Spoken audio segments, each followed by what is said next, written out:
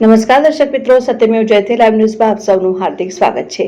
આજના સમયમાં એનબીએફસીમાંથી લોન લેવી એટલે પોતાનું જ કાસળ કાઢવા જેવી સ્થિતિ છે। ભારે ભરખમ વ્યાજ સાથે લોન આપતી એનબીએફસી અંતે ભાડુતી ગુંડાઓના જોરે પઠાડી ઉઘરાણી કરે છે, જેમાં આવી જ એક ફાઇનાન્સ કંપનીના રિકવરી એજન્ટથી ત્રસ્ત થઈને રિક્ષા ચાલકે આજે પોલીસ ભવન ખાતે આવી પહોંચીને રજૂઆત કરી હતી।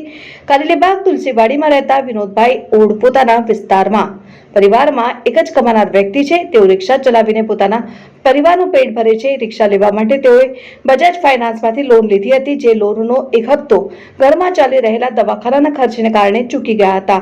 એક ઈએમઆઈ નહીં ભરાતા તેઓની રિક્ષા ખેંચી જવા માટે રિકવરી એજન્ટ તેઓને શોધતા હતા અને માંજલપુર વિસ્તારમાં તેમની રિક્ષા દેખાતા વિનોદભાઈને રિક્ષામાંથી ઉતારીને રિકવરી એજન્ટ રિક્ષા લઈ ગયા હતા।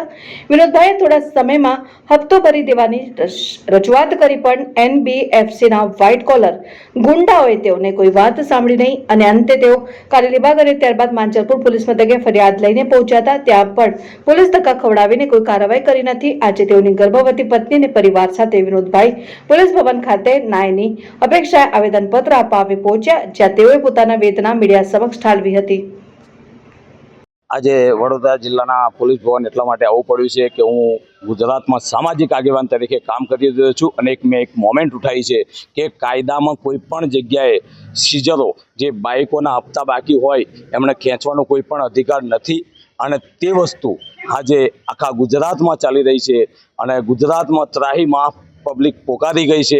હર પર રોડ પર, હર ચોકડીઓ પર આ જે સીઝરો ઊભા રહે છે તે તદ્દન એટલું બધું ખરાબ પરિસ્થિતિ થઈ ગઈ છે કે ના પૂછે વાત। આવતું જતું પબ્લિક ઉપર કારો કેર વર્તી નાખ્યો છે અને જ્યારે આપણે પબ્લિકને પોલીસ સ્ટેશન મોકલી રહ્યા છે તો સ્થાનિક પોલીસ પણ એવું કહે છે કે ભાઈ અમે સિક્કો મારીને આપી દઈએ છીએ અને તેમણે લોન લીધી તો હપ્તા ભરવા જ પડે। હપ્તો ભરવા કોઈ પણ ના નથી કહેતું, પણ એમને રસ્તા વચ્ચે જે ખુલ્લી લૂંટ કરવામાં આવે છે કે એક ગાડીમાં તોડ પાણી કરી લે છે। ભાઈ 25,000 લીધા તો 25,000 લઈ અને તે બેંકોમાં નથી ભરતા, તેઓ તેમના ગજા ભરે છે। આવા અધડક મેટરો અને અધડક કિસ્સાઓ દિલ્હીના આજે 20 દિવસથી જે મોમેન્ટ મેં ચાલુ કરી છે ત્યાંથી આખા ગુજરાતમાંથી મારી ઉપર ઓછામાં ઓછા કાયમના 500, 600, 700 ફોન આવે છે અને એટલું બધું પબ્લિક ભોગ બની રહ્યું છે કે એનો કોઈ અધિકાર એ નથી। મેં બધી જગ્યાએ રજૂઆતો કરતો આવ્યો છું। આણંદ જિલ્લા કલેક્ટર સાહેબને આવેદનપત્ર આપ્યું હતું, ત્યારબાદ નડિયાદ જિલ્લા કલેક્ટર સાહેબને આવેદનપત્ર આપ્યું છે।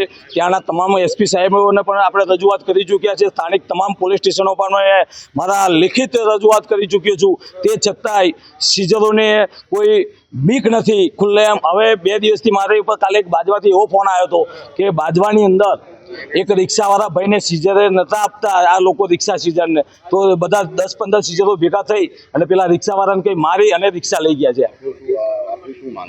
મારી હવે એક જ માંગ છે કે ગુજરાતમાં સીઝર મુક્ત ગુજરાત કરાવવાનું, કેમ કે કોઈ કાયદાની અંદર નથી। અને જો કદી એ લોકો એવું કહેતા હોય કે અમે કાયદેસર કામ કરી રહ્યા છે તો મને કોર્ટમાં આવીને બતાવે કે અમે કાયદેસર કામ કરીએ છીએ તો અમે માનીશું, પણ હું જ્યાં સુધી જાણું છું મેં પૂરેપૂરો કાયદાનો અભ્યાસ કર્યો છે ત્યાં લગીને આવી રીતે રસ્તા વચ્ચે કોઈ પણ ગાડી ખેંચવાનો અધિકાર નથી। જય ભીમ।